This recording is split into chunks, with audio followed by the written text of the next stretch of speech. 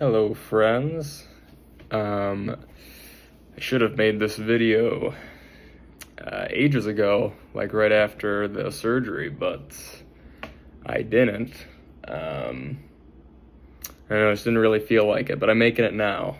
I made a video after the first surgery I got, removing my colon.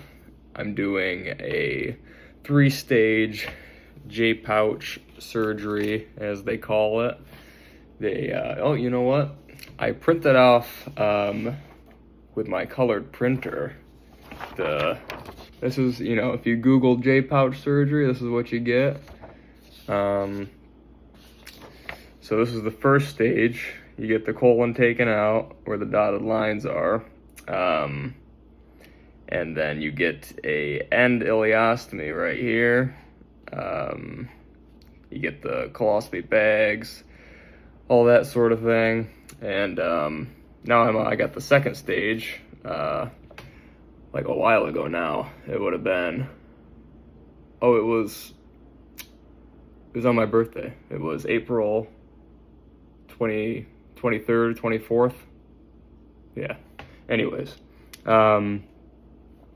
now I'm on this part of the surgery. So you get a loop ileostomy right here, and they make the pouch.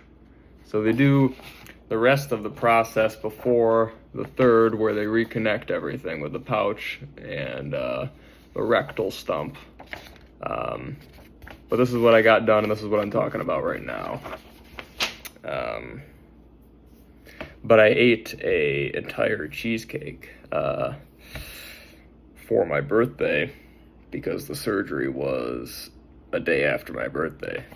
So I got this humongous cheesecake. It was fresh. My mom bought it for me. It was really good. Not as good as it would have been as a youngin'. When you're craving the sweets all day and you can go through a whole box of Little Debs and so on. But yeah, I ate that cheesecake for breakfast, lunch, and dinner. Whole milk all day. Must have been at least 4,000 calories. It was awesome. Because as I get into it here, the second stage, there's no prep. You don't have to do any prep because you don't have a colon. So that was wonderful. And anybody who is deep into the colitis, Crohn's, IBD stuff knows that these preps are terrible, like for colonoscopies and endoscopies and all of those things. Drinking like tubs of Miralax with Gatorade. It's horrendous. I totally avoid lime Gatorade now, because that's what I use for all of my preps. I hate it because it just makes me think of that. Anyways, no prep. I think the surgery was quicker than the first one. Can't remember exactly, but it was the same process. You talk to the surgeon, blah, blah, blah. They go through it all. The anesthesiologist is always a whack job. You'll have to, if this ever gets big, this video, I'd love to see some comments, because I've realized every single surgery I get, maybe I'm being judgmental. Well, I am being judgmental. I definitely am. Every time I meet the anesthesiologist, I'm like, this person is bonkers. They're always crazy people. They look crazy. They talk crazy. Yeah, it's a weird thing. I don't know how this happens. But, if you hear this part and you're like, oh, well, maybe, explain your anesthesiologist to me. Because I think there's something going on. I don't know what it is, but they're always super weird. Yeah. So I can't remember. This is so far gone now. I really should have done this right afterwards. But I'll tell you from when I woke up, because everything was about the same until you wake up. Then the recovery is a little different. So I wake up right away. They get you moving right away. That's like their thing. I remember waking up really well for some reason, but I get stood up, still like super wacky and high from the anesthesia, and I got a guy on each arm, one here and one there, and they're like, Caleb, you ready to get up? We're gonna move you to your bed. And I mumble something, I can't quite speak, and I remember they picked me up, and I start walking, and I veer left like super hard, like I start crossing my feet and walking left, and they were like catching me, and it was funny. I don't know why I remember it so well, but you get in the bed, whatever. You got the catheter in, because it's such a long, extensive surgery. Now I've got the loop ileostomy, which I'll talk a little bit more about in a second. Oh, the big difference, I guess, is that you have this drainage tube. I should have printed off a picture of one of those too. I wish I could have kept it, really. But yeah, there's a little drainage tube. It's a tube. It goes inside you. It comes out of this hole in your skin. And then on the end is a grenade, they call it. It's just a little circle where blood and mucus and all the leftover stuff collects into. That's how they're supposed to do the surgery now, from what I understand. When J-pouch surgery was in its infancy, they wouldn't do that, and I guess it led to a bunch of issues with infection and sepsis, and they have to get another surgery to get all that drained out. So now they use a drainage tube. And the drainage tube was the worst part of the recovery, I think. There were a few parts of the recovery that were horrendous, but the drainage tube was bad. And the recovery overall was way, way worse than the first one. And they told me this, that it would be a lot worse. They said it's a lot like, because you go into the first surgery being very sick, that you feel amazing right afterwards. Then the second surgery, since you're back to feeling pretty good because you've gotten rid of the sick organ, that's why you feel so bad. And there's probably some truth to that, but it's really, I think there were just so many things that were worse about it. It's not just that. The drainage tube was big. It was I couldn't ever get like big breaths. I couldn't contract my abs well. Like standing up and sitting down hurt. I play the saxophone and I like totally couldn't play it. Like it was exhausting and painful to play the saxophone. It took me a while to get that out. I wish I could remember exactly how long I had it in, but it was like almost 2 weeks. A little bit less than 2 weeks. I went back to work the day after it got removed, and I think it got taken out maybe day 12 or 13, 11 to 13, somewhere in there. And I guess I'm sort of getting sidetracked, but since I'm talking about it already, they pull this thing out in a follow-up appointment, and it's the most bizarre and surreal thing ever. I had no experience with drainage tubes. I didn't look into it or anything. I didn't hear from anybody else. But they go to pull it out, and it's like 4 feet long. Like, it's unbelievable. And then afterwards, I looked into it a little bit, and yeah, I mean, you have the grenade, and then it goes in the body, and it goes into that area to collect all these fluids. But it like wraps around, and it's this big apparatus. And when they were pulling it out, it reminded me of like the handkerchief thing in like circuses, where it's just like endless and they keep pulling it. And they pull it, and it's about 3 or 4 feet.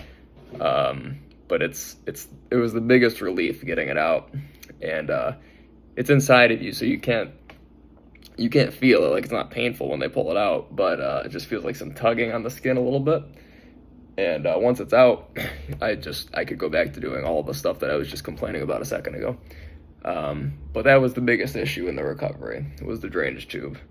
Another big issue I had was I actually took the strong painkillers this time because of how much pain I was in, which I try to avoid doing. But I wish also I could remember which painkillers there were. But they were super strong painkillers, and then some not as strong, like heavy Tylenol type painkillers that I was taking as well. and I took those for a little longer. But whatever the strong painkiller was, I was taking, and then I stopped taking it, and I totally lost my appetite and got like really nauseous all day for like 2 days. So I ended up going to the ER, like worried that there was maybe a blockage or something. Everything ended up being fine, but that was an issue I dealt with that I didn't deal with the first time. This weird, like, I think it was due to the painkillers. It could have been a total, like, just coincidence, random kind of thing. So that was another issue. Like I said, I was off of work, I think 13 days, but it's around there. It was right before the 2-week mark, which they tell you to take work off for basically forever, and it drives me nuts, because I gotta be active, I gotta do stuff. But the first surgery with the end ileostomy, I went back to work in 6 days. I was pretty proud of that. Everybody else thought I was crazy, but whatever. And this surgery, I just had too many issues. I couldn't go back with the drainage tube. I'm crazy, but I'm not that crazy. So I ended up going back the day after I got that taken out. Yeah. And it was tough. It was just overall like a really hard recovery. It just sucked so much. I wasn't hungry. I lost a ton of weight. I don't know exactly how much weight I lost. I think I went down to like 55 pounds like right after. So I went down to 155. I didn't lose 155. So I lost like 15 pounds or so, which isn't ridiculous. But another thing to talk about really quick, and I'll just go right into all the current issues I have with the loop ileostomy. One of the big things is I cannot gain weight. It's almost unbelievable. Like, I've never had a super hard time gaining weight. I'm not like one of those kids that can eat anything and not gain weight. I can gain weight. Back in my high school days, I was right under 220 my senior year of high school, and that was just by eating more calories, So I have the ability to gain weight. But when I got the first surgery with the end ileostomy, I gained a ton of weight fast. I was gaining like about a pound a week. And then I tried to like cool it a little bit, because one of the rules are you don't want to gain too much fat because it makes like the next operation more difficult for the surgeon. That's what I was told. So I went to the first surgery, about 162, I think, pounds. And then by the second surgery, I was almost 180. I was like 178 or so. So I had almost gained like 15 pounds. And then I dropped back down after the second surgery to like high 150s, low 160s. And now, instead of gaining weight super fast like I did the first surgery, I cannot get over 170. It's comical. I weigh myself every day at work with like these professional scales, and I'm either 169 or I'm barely 170 every day. It fluctuates right there. And I'm actually on a form of Imodium, the diarrhea medication you probably have heard of, just to slow the digestion down. And that worked. I ended up gaining like 5 to 8 pounds or so after I started taking that. But then here's one other funny thing that happened. I was about to go to a wedding with my girlfriend that was like super far away, super long drive. And that day was like the second day I was on 2 of these Imodium pills a day. And my lower legs swelled up like crazy. Like I've never seen it before. It was nuts.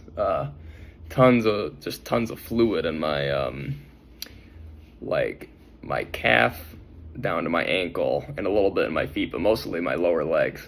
And I ended up not going to the wedding, which was pretty sweet. But I looked into it. I asked ChatGPT, and it said that that's something that can happen with ileostomies and Imodium.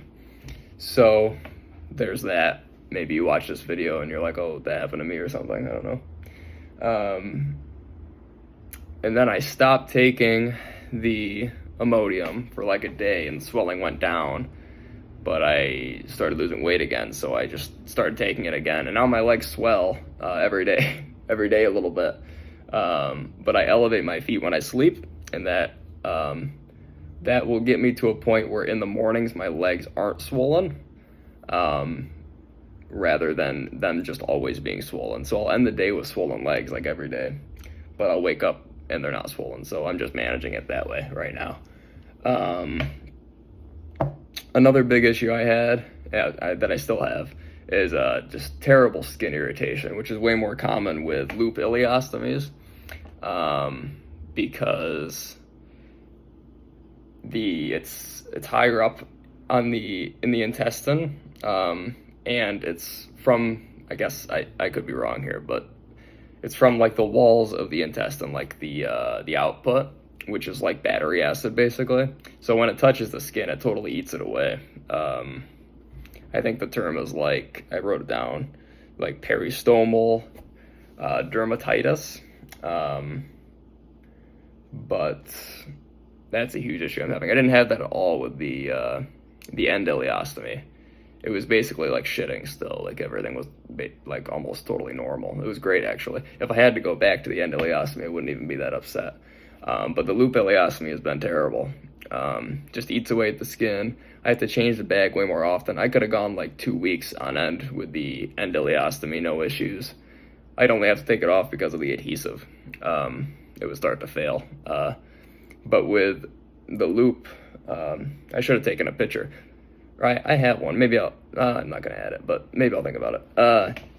It just eats away at the skin, and there's bleeding, and then you're risking like infection. But more importantly is it just stings. It stings all day. Like, it just feels like hot stinging on the skin. And that's a huge issue for me, just because it's annoying, but also like when I'm weightlifting and I'm sweating and it stings more, it's just like worse to move around and stuff, and that makes me like less interested in doing things that I enjoy or that I do. And that's just been terrible, really, the skin irritation. That's a bulk of the stuff I wanted to talk about. Way worse than the end ileostomy. The loop ileostomy is way worse. The recovery was way worse, not even close. I mean, I guess the only plus side is that you're better with the bags and the appliances now, because you've already been doing it for a couple months. Now, my next surgery, I'll try to make a video right after this time. My next surgery is August 4th or 5th, one of those.